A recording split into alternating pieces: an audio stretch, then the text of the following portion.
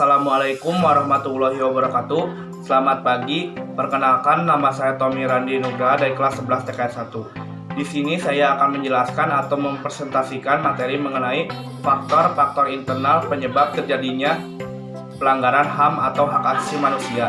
Pelanggaran HAM terjadi karena adanya aspek yang memicu terjadinya pelanggaran HAM, baik secara internal maupun secara eksternal. Secara universal, HAM merupakan singkatan dari kata hak asasi manusia.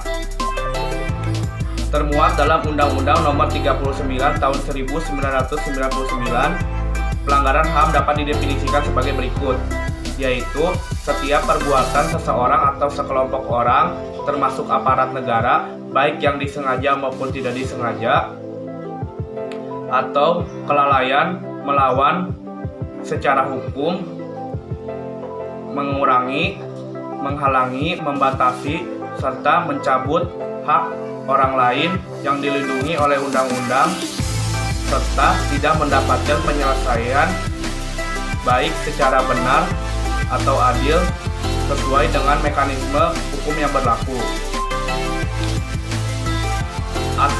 Aspek atau faktor internal tersebut merupakan faktor yang terdapat dalam diri seseorang sehingga timbul dari diri seseorang untuk bisa melaksanakan aksi pelanggaran HAM terhadap HAM orang lain.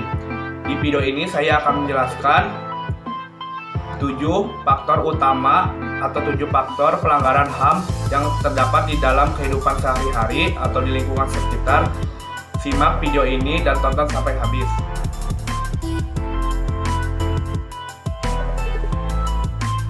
Yang pertama adalah sikap egois atau terlalu mementingkan diri sendiri.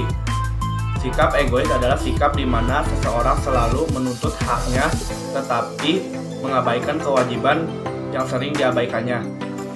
Sikap ini menyebabkan seseorang bisa melakukan apa saja untuk memenuhi haknya atau memenuhi kepentingannya, bahkan bisa melanggar hak orang lain atau HAM orang lain.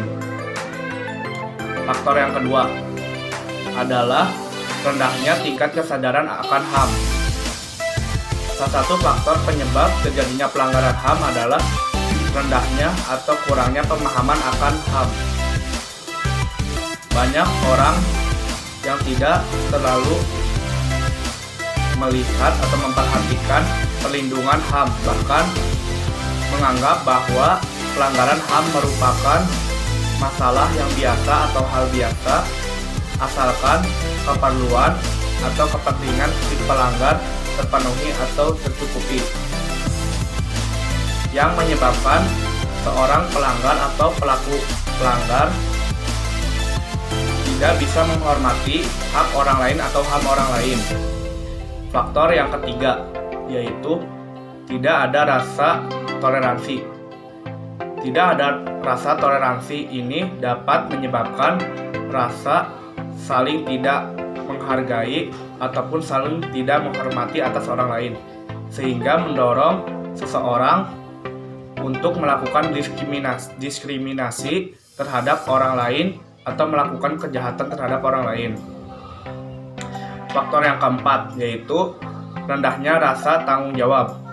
Rendahnya rasa tanggung jawab ini menyebabkan seseorang merasa tidak perlu menghargai orang lain dan akan menyebabkan seseorang merendahkan orang lain dan membuat pelanggaran HAM terhadap hak orang lain.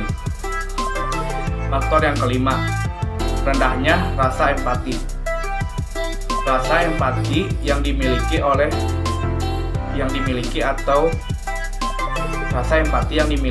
seseorang pelanggar cukup rendah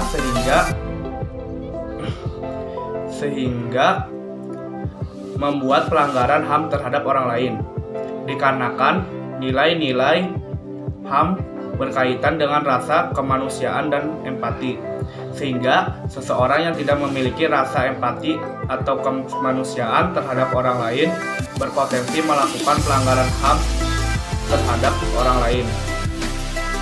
Faktor yang keenam yaitu adanya adanya diskriminasi atau tekanan dari lingkungan sekitar atau lingkungan sehari-hari.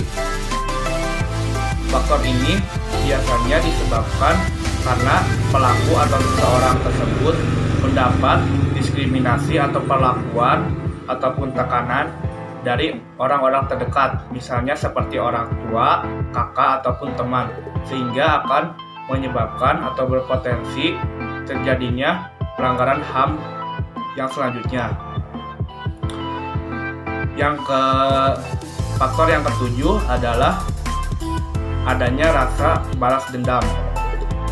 Faktor ini disebabkan karena ketika seorang pelaku melakukan pelanggaran terhadap orang lain dilandasi dengan rasa dendam, sehingga bisa melakukan apa